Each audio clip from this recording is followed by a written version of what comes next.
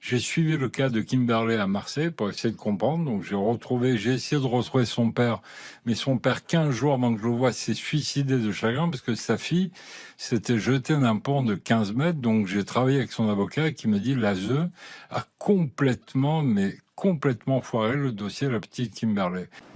Comment se fait-il que des enfants qui bénéficient d'une mesure de protection rentrent le week-end dans la maison où on les viole? Et dans certaines familles d'accueil, il y avait 2 agresseurs sexuels, dont un pendant que les gamines étaient hébergées par un certain Bruno Cloud, je peux citer son nom parce qu'il a pris 20 ans de prison, il violait sa fille pendant que les 2 gamines étaient hébergées dans son jardin, dans une caravane, sans eau et sans électricité, du côté de Châteauroux. Pour brûler la langue d'une petite fille avec un mégot de cigarette, qu'on ne me dise pas qu'il n'y a pas de conscience du mal qu'on fait. Tout ça, c'est de la terreur organisée.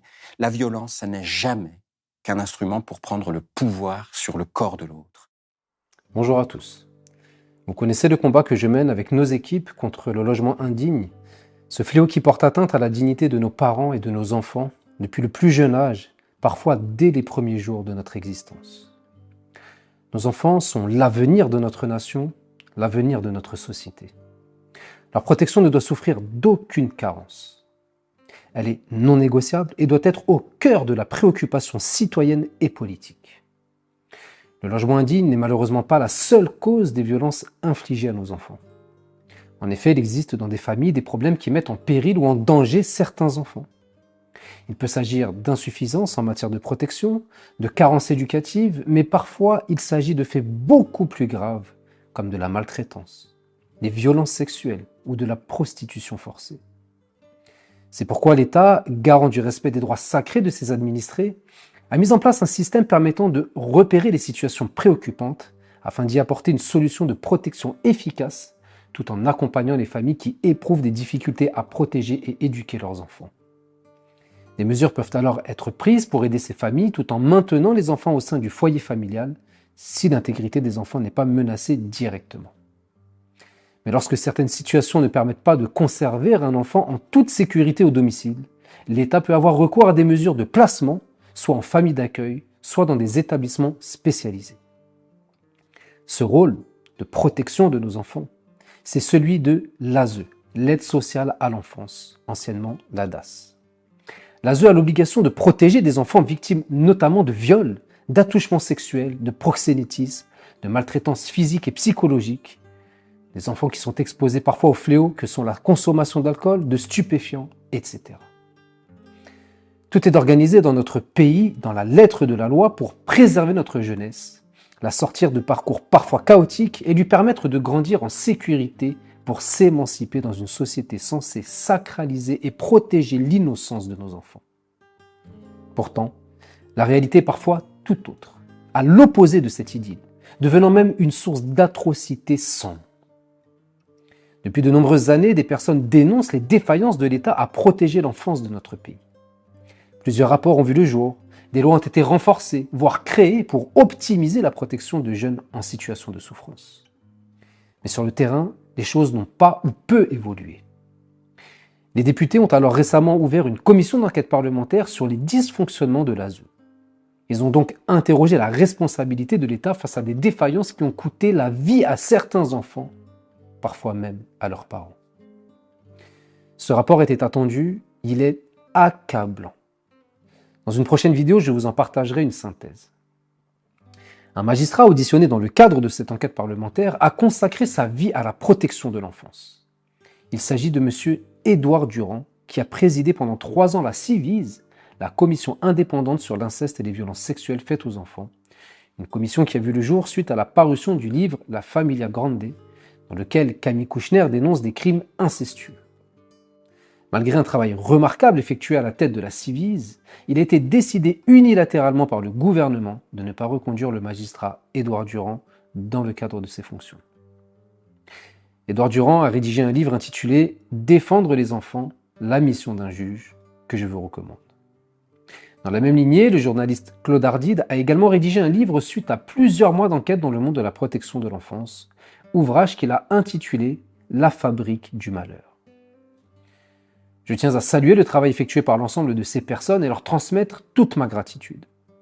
Je les remercie d'avoir médiatisé ces défaillances afin de sensibiliser l'opinion publique sur le sujet, afin qu'une véritable prise de conscience puisse avoir lieu et produise des mesures concrètes et rapides. Pour ma part, je ne peux tolérer que des personnes censées protéger notre enfance soient défaillantes au point de briser des vies, détruire des foyers, mettre en danger notre société. Ce rapport parlementaire nous engage, il nous responsabilise, il nous oblige. L'aide sociale à l'enfance est censée représenter le dernier rempart face à la misère qui profite de la moindre faiblesse ou tentation pour détruire ce que nous avons de bon. Que la famille de sang d'un enfant soit défaillante est triste, mais parfois compréhensible avec des parcours de vie parfois chaotiques. Mais lorsque c'est la famille nationale qui devient la fabrique du malheur pour des enfants déjà fragilisés, nous avons le devoir de tous nous mobiliser pour faire cesser cette tragédie abominable commise au nom du peuple français. Nous sommes tous responsables de ce qui arrive. Et pour vous rendre compte de l'envergure de l'atrocité qui règne, voici quelques extraits de témoignages de ces deux hommes, le magistrat Édouard Durand d'une part et le journaliste Claude Ardide d'autre part, lors de leur passage sur les plateaux télé pour sensibiliser sur le phénomène. Je vous retrouve après ces extraits, mais attention, certains propos pourraient heurter les personnes les plus sensibles. Donc j'ai suivi le cas de Lily à Aubière, c'est un petit village à côté de Clermont-Ferrand qui s'est suicidé dans sa salle de bain en se pendant, voilà, avec dans la douche. J'ai suivi dans les locaux de l'aide sociale à l'enfance. Hein. Dans un hébergement social. Mais quand vous entendez une personne adulte qui vous dit « j'ai subi, je pense que c'est au moins 1000 viols dans mon enfance ». Vous vous dites, il s'agit d'une très grande criminalité qu'on banalise. Ouais. J'ai suivi le cas de Kimberley à Marseille pour essayer de comprendre. Donc j'ai essayé de retrouver son père, mais son père, 15 jours avant que je le voie, s'est suicidé de chagrin parce que sa fille s'était jetée d'un pont de 15 mètres. Donc j'ai travaillé avec son avocat qui me dit l'ASE a complètement foiré le dossier de la petite Kimberley. 160 000 enfants sont victimes de violences sexuelles chaque année. Il faut aller les chercher pour les mettre en sécurité. Plus de 70% des plaintes classées sans suite. Et donc à 5 mois, elle découvre qu'elle est enceinte alors qu'elle est vierge. Et là, l'enquête va révéler qu'en fait, c'est son oncle, donc à 22-23 ans, qui s'est couché à côté d'elle le matin, alors je ne sais pas si on peut dire le terme, mais qui a fait en sorte, sans jamais faire l'amour avec elle, sans la violer, la semence, le spermatozoïde. Il se frottait contre elle. Il se frottait contre elle, etc. Donc elle est enceinte de elle, donc ça fait un scandale. Là où l'affaire est extrêmement grave, si vous voulez, c'est qu'il a fallu que cette jeune fille de 15 ans accouche de façon naturelle pour récupérer le nourrisson, donc le bébé qui était mort, que Mano le prenne dans ses mains, après évidemment l'accouchement, et pour que ça devienne une pièce à conviction. Et là où c'est stupéfiant, et c'est pour ça que le quotidien de ces hommes et de ces femmes est terrible, il a fallu le placer sous scellé, comme si c'était un scellé classique, et ensuite l'amener à l'Institut médico-légal pour le faire autopsier de façon à prélever l'ADN et confondre avec l'ADN du bébé, confondre le violeur.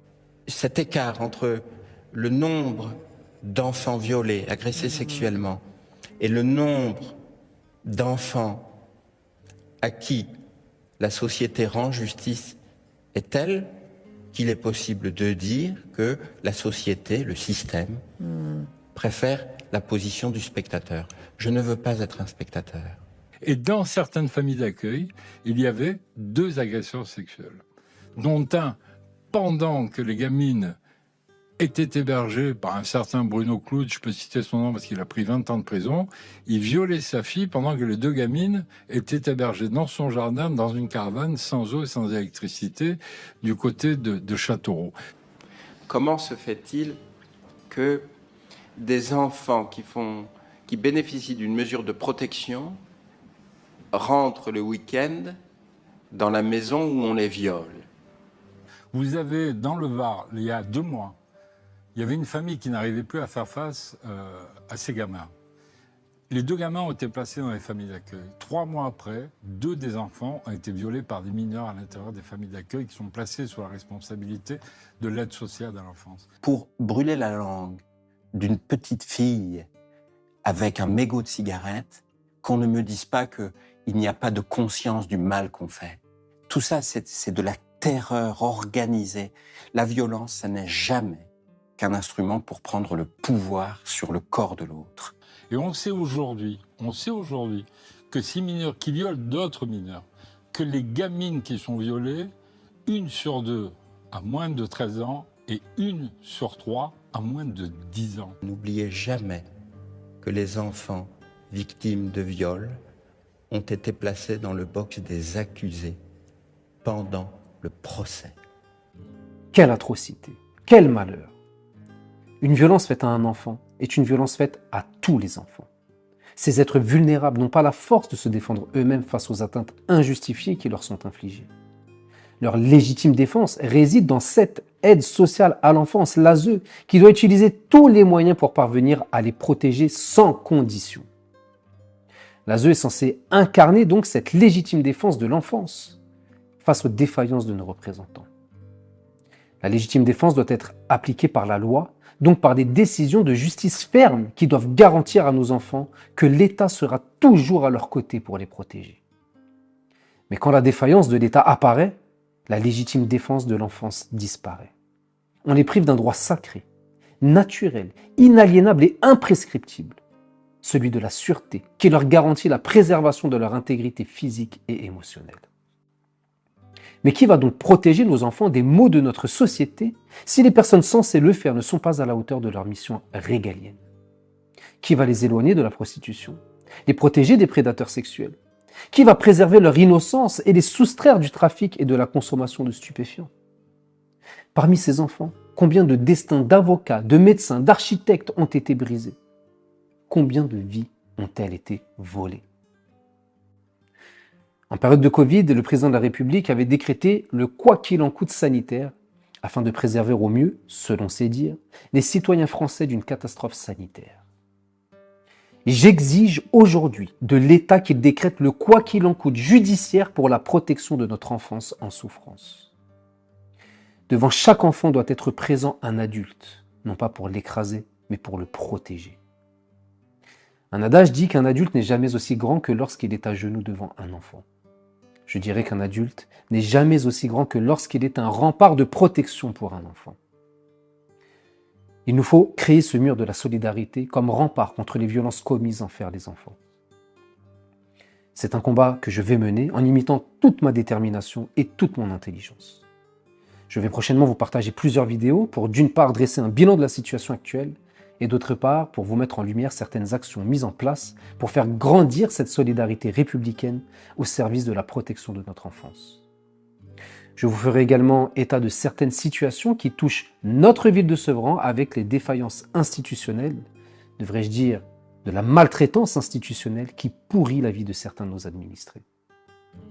Ce combat, je vais le mener, mais il est important de mutualiser nos forces pour que le verbe protéger se conjugue au pluriel. Je veux à mes côtés des personnes qui se battent pour que cessent les viols sur mineurs et leur prostitution, les attouchements de prédateurs sexuels, les violences en tout genre envers ceux qui incarnent l'avenir de notre belle France. Je vous invite donc à partager cette vidéo, à me dire ce que vous en pensez en commentaire et à me contacter si vous aussi, vous souhaitez vous joindre à cette grande cause nationale, celle d'une protection de l'enfance sans défaillance. À bientôt. Peut-être peut-on dire que l'humanité d'une société se mesure à l'attention qu'elle porte à ses enfants.